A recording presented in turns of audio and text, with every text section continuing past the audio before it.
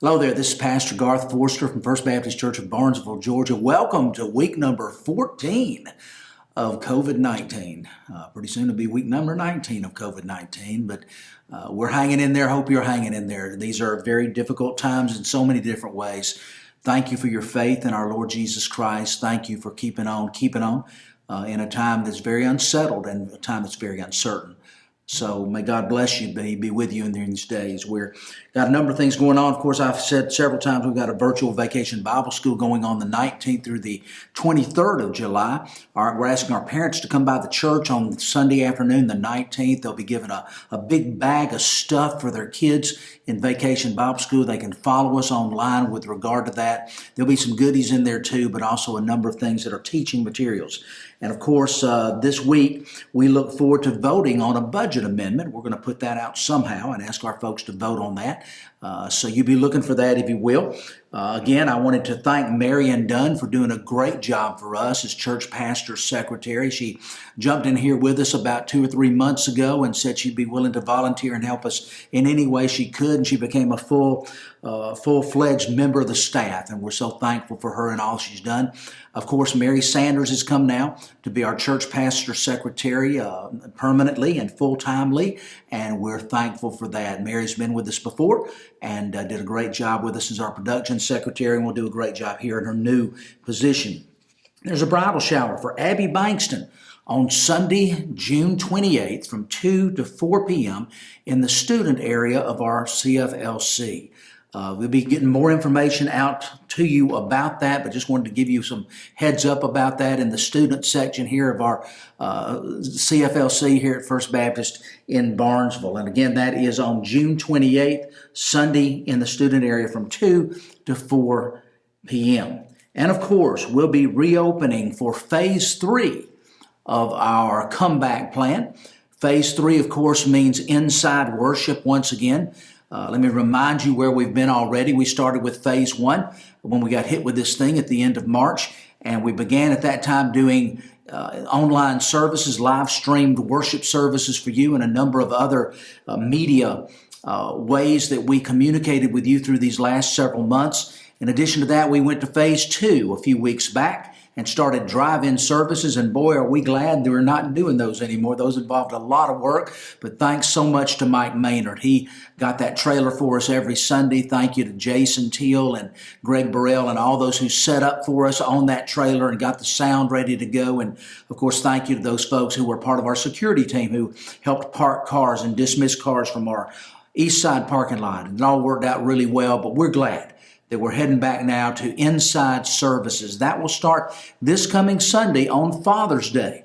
This coming Sunday on Father's Day, we've got 2 different worship services, actually 4 because they're going simultaneously at 9 o'clock on Sunday morning. We'll start with our classic service both in the sanctuary and in the gym. We'll start filling up our sanctuary first. And then, of course, at 11 o'clock, we'll have our contemporary service. That will be, of course, both in the sanctuary and in the gym as well. So 4 worship services, though 2 of them are simultaneous with 2 others.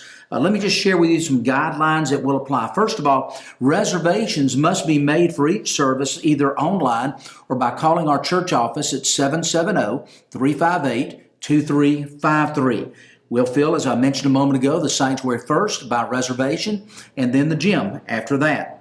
Social distancing of 6 feet between attenders, except for families, of course, that cohabitate. But other than that, social distancing requirements of 6 feet apart will be observed. If you feel like you need a mask, you won't be alone. I'm sure there'll be a number of folks with masks in those services. Please enter the sanctuary through one of the 2 Zebulon Street doors or enter the gym through the west side double doors that are at the portico at the gym. Again, the west side portico doors at the gym.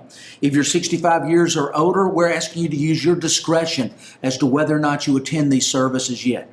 If you have a compromised health condition, then we're saying to you probably you'd be better off to wait 2 or 3 weeks before you start attending with us if you would.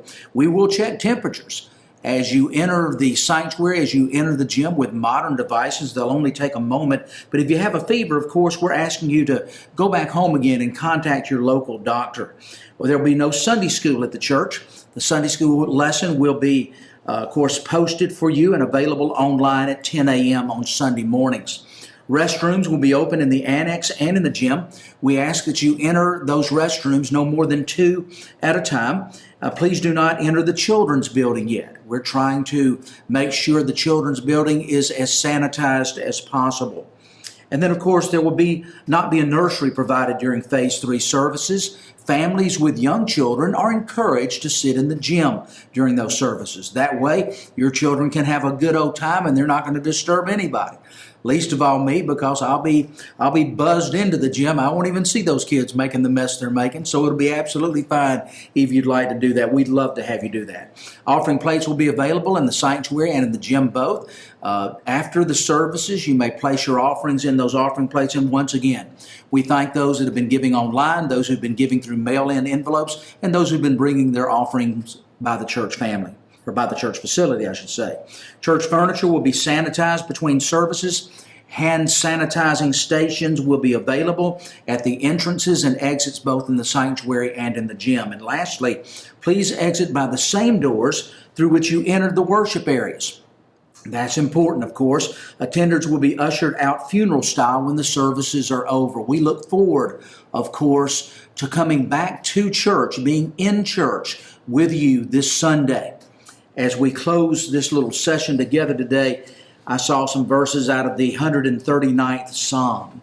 The 139th Psalm is a wonderful psalm, but some of the words it speaks of God's purpose for our lives. And in verses 13 and following, it says, "For you created my inmost being. You knit me together in my mother's womb. I praise you because I am fearfully and wonderfully made. Your works are wonderful, and I know that full well. My frame was not hidden from you when I was made in the secret place, when I was woven together in the depths of the earth. Your eyes saw my unformed body. All the days ordained for me were written in your book before one of them came to be. How precious to me are your thoughts for me, O God. How vast is the sum of them." Think about that for a moment. That before you were ever born, God had a plan for your life. I hope that you're living out that plan. And I hope that each and every day, in these difficult days, you're still able to see God's plan and God using you. Thank you for joining us today. We're thankful that we can gather together. God bless you.